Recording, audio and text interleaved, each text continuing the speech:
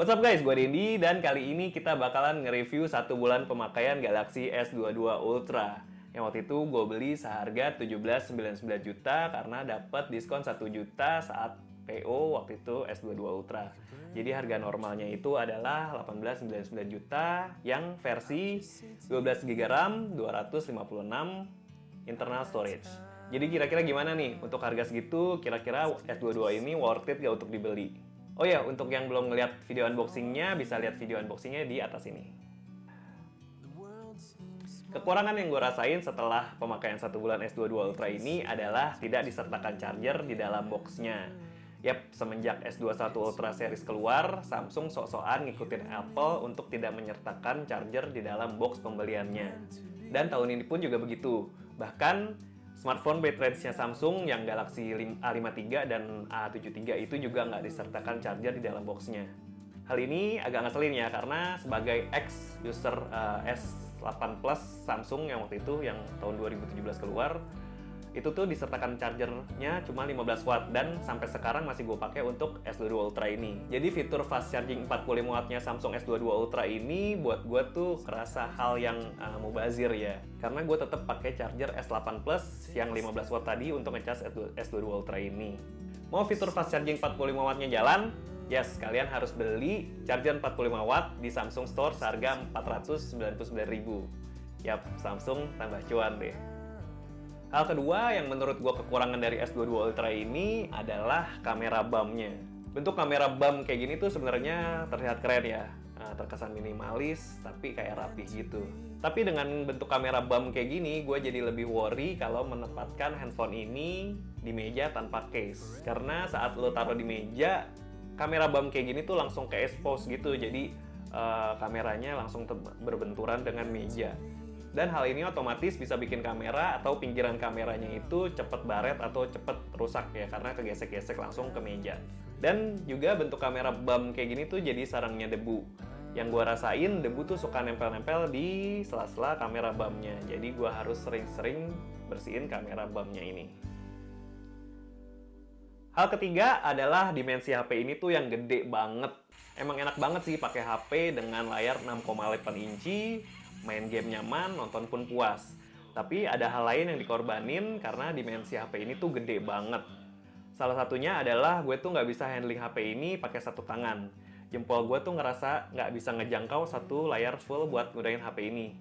Bahkan pada saat ngetik, gue mesti pakai 2 tangan untuk gunain HP ini. Dan HP ini tuh bener-bener nggak bisa dikantongin. Bisa sih cuma masuk doang, tapi nggak bisa masuk full kantong.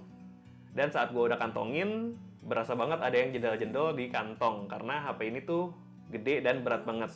Jadi baiknya sih sediain tas kecil kalau misalnya kalian mau bawa-bawa HP ini. Dan lanjut, dari segi desain, sebenarnya gue suka banget dengan desain kotak-kotak ala Galaxy Note yang udah almarhum. Jadi S22 Ultra ini tuh berasa reinkarnasinya Note series. Bentuknya kotak-kotak tegas, mewah, berasa banget deh ini HP flagship. Dan ini malah jadi hal yang gue nggak suka. Kenapa? Desain depannya tuh punya form factor yang sama banget dengan Galaxy Note 20 Ultra yang udah 2 tahun lalu keluar. Pasti kalian nggak akan bisa bedain kalau misalnya S22 Ultra ini tuh dijajarin sama Note 20 Ultra dari depan. Oke, lanjut beberapa hal yang gue suka setelah pemakaian 1 bulan S22 Ultra ini. Hal pertama yang berasa worth it banget itu adalah layarnya yang berasa smooth banget.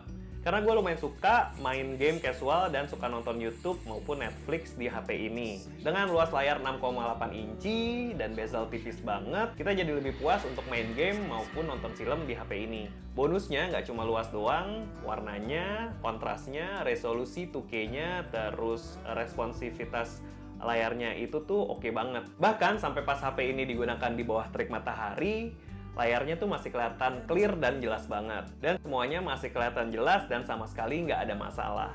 Dan nggak cuma layar, untuk aktivitas gaming dan juga nonton, HP ini tuh punya speaker yang bagus banget. Berasa kenceng, tapi nggak berasa berisik. Ya ngerti lah ya kayak gimana. Your precious lead is after something. Gonna pawn to get to it. Hal kedua yang cukup worth it adalah baterainya. Yap, HP ini mempunyai baterai sebesar 5000 mAh. Buat pemakaian gue yang lumayan heavy, kayak main game, nonton film, edit video dan foto, itu tuh berasa cukup ya. nggak berlebihan maupun kekurangan. Padahal layarnya itu gue udah set di 2K dengan 120Hz adaptif. Dan juga ditambah dengan gue aktifkan juga always on display selama 24 jam. Bisa dilihat untuk SOT-nya atau screen on time-nya, handphone ini tuh bisa mencapai 9 jam lebih. Dan biasanya kalau misal malamnya itu gue cas full dan baru ngecas lagi di sore hari berikutnya. Hal ketiga yang menjadi salah satu deal breaker gue dalam memilih S22 Ultra ini adalah chipsetnya. Yap, setelah lama memakai flagship Samsung yang membawa chipset Exynos, akhirnya Samsung mengambil keputusan tepat dengan membawa chipset Snapdragon 8 Gen 1 untuk S22 Ultra ini. Dan pakai chipset ini tuh berasa anugerah banget buat gue ya. Karena dari dulu gue menggunakan S-Series itu chipsetnya selalu Exynos. Dan hampir selalu saat baru launching, gue mesti bersabar beberapa bulan agar HP flagship Samsung itu tuh terasa optimal ya. Tapi sekarang pas pakai Snapdragon, nggak usah nunggu lama-lama, HP ini tuh udah berasa ngebut dan kenceng banget. Pokoknya wus-wus deh. Hal keempat yang digadang-gadang Samsung dalam peluncuran S22 Ultra ini adalah kameranya. Yes, dalam hal ini optical zoom 3 kali dan 10 kalinya itu berasa dewa banget, nggak ada lawannya sampai saat ini. Juga yang menjadi perhatian gue saat peluncuran S22 Ultra ini adalah fitur nightography-nya. Biasanya kamera HP flagship tuh kalau misalnya mendapatkan cahaya itu pasti bagus-bagus aja hasil fotonya ya. Tapi nggak semua handphone flagship kalau misalnya minim cahaya itu bagus hasilnya. Lain halnya dengan S22 Ultra ini. Jadi mode video dan mode fotonya itu pada saat minim cahaya hasilnya benar-benar nggak ada obat. Kalian bisa lihat hasil foto sebagai berikut. You and me were meant to be in the great outdoors, forever free. Ya, ini video di low light. Nggak terlalu gelap tapi ada beberapa sumber lampu, tapi lumayan gelap. Oke, di sini juga lumayan gelap.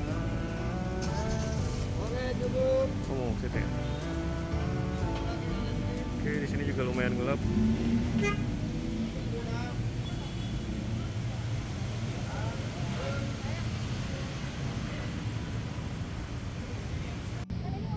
Oke, ini perekaman 1080p 60 fps dalam mode gelap.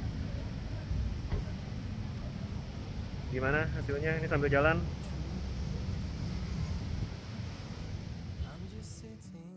Dan ada satu fitur kamera yang saat ini menjadi salah satu fitur terbaik. Fitur itu adalah portrait foto dan portrait videonya. Potongan objek pertama dengan objek yang di blur itu tuh berasa rapih banget. Sampai-sampai helai rambut pun tuh nggak ikut ke blur. Fitur ini nggak terlalu digembar-gemborkan Samsung ya, tapi fitur ini tuh menjadi fitur yang killer banget buat gue. Ya guys, jadi ini contoh portrait videonya. Gimana hasilnya, rapi nggak di batas-batas ini? Oke, ini dideketin. Bagus nggak hasilnya portrait videonya? Oke guys, ini contoh portrait videonya pakai kamera depan. Ya, ini gimana? Kita bisa ganti-ganti juga nih backgroundnya, jadi bisa dijelasin atau diblurin. Terus bisa ganti yang warna hitam putih. Bisa berdua lagi. Wah, keren. Terus bisa juga ganti glitch. Wah. Oke, begitu videonya. Tapi kalau glitch, ya nge-glitch, bisa kita kurangin juga efeknya. Oke. Coba kalian cari, apakah udah ada smartphone dengan fitur portrait video dan portrait foto sebagus ini. Kalau misalnya udah ada, kalian bisa komen di kolom komentar di bawah ya. Dan hal terakhir yang menjadi deal breaker gue adalah S Pen.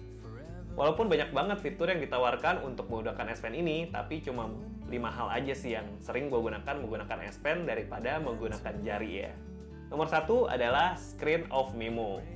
Fitur ini tuh memudahkan gue banget pada saat ada ide-ide baru yang harus langsung dicatat. Kalau nggak langsung dicatat itu bisa lupa. Atau mencatat hal-hal penting pada saat meeting dalam pekerjaan. Prosesnya tuh super gampang banget.